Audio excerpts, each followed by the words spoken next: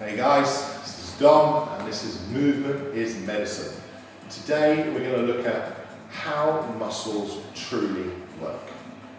By asking that question, what we can do is make better choices when it comes to deciding what exercise you need to do to work muscles.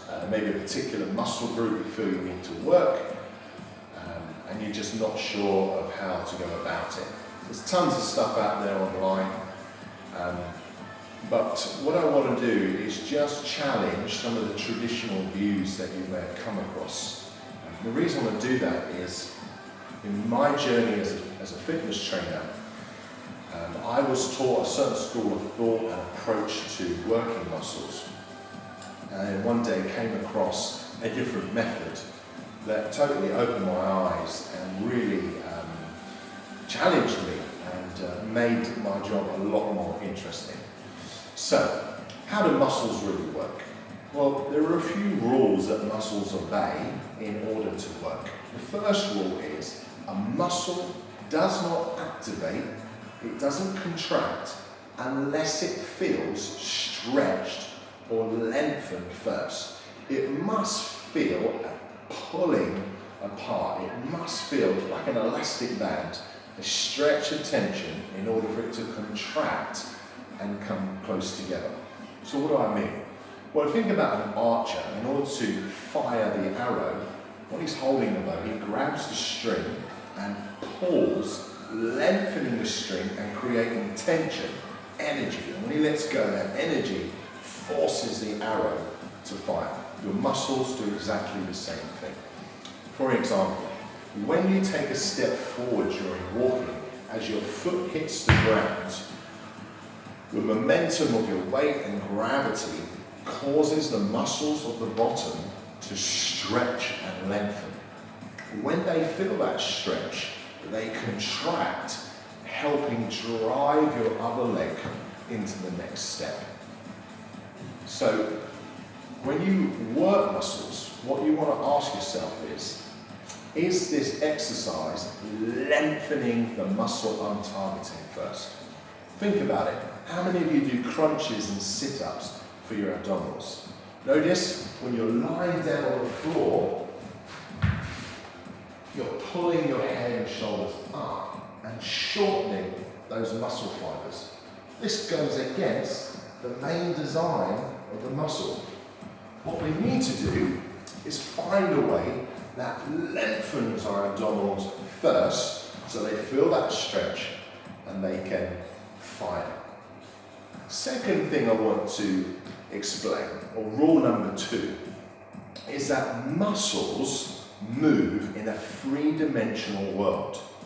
What does that mean? It means that if I only move in one direction, I'm only really tapping into a third of the muscle's potential.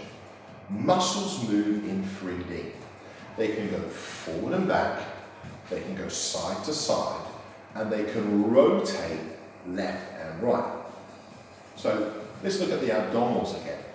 I said they've got to be lengthened, and then they'll turn on and fire. But notice I'm only moving in one direction.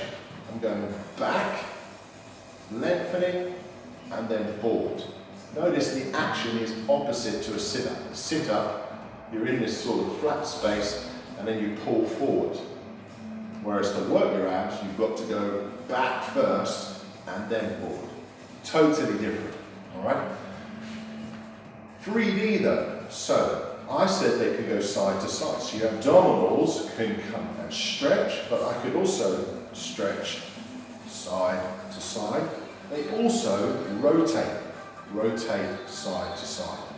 If I really wanted to tap into the muscle, what I want to do is combine all of those motions into one. I want to stretch my abs in the forward and back, in the side to side, and in the rotation. And I can really feel those muscles stretching.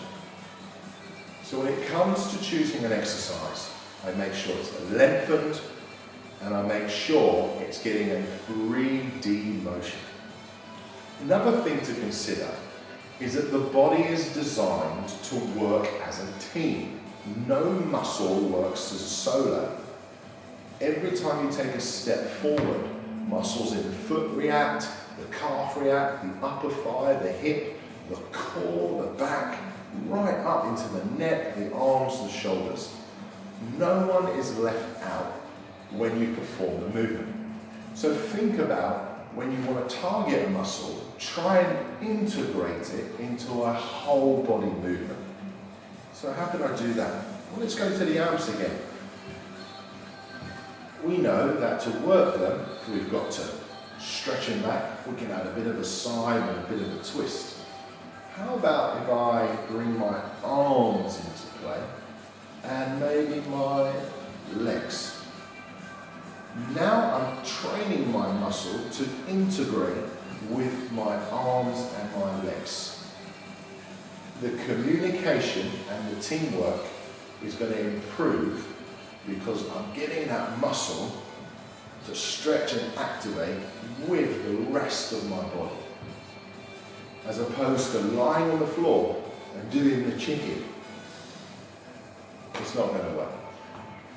So, join me for a series of exercises where we take maybe a traditional move and we test whether it really obeys the rules of how muscles work, and then either we'll adapt it or we'll have to throw it completely out the window and start with something new.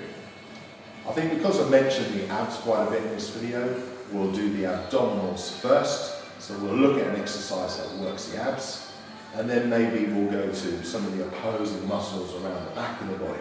Maybe the glutes, the buttocks, we'll see. I hope you found that informative. Stay tuned, and I look forward to doing some more with you. Peace out.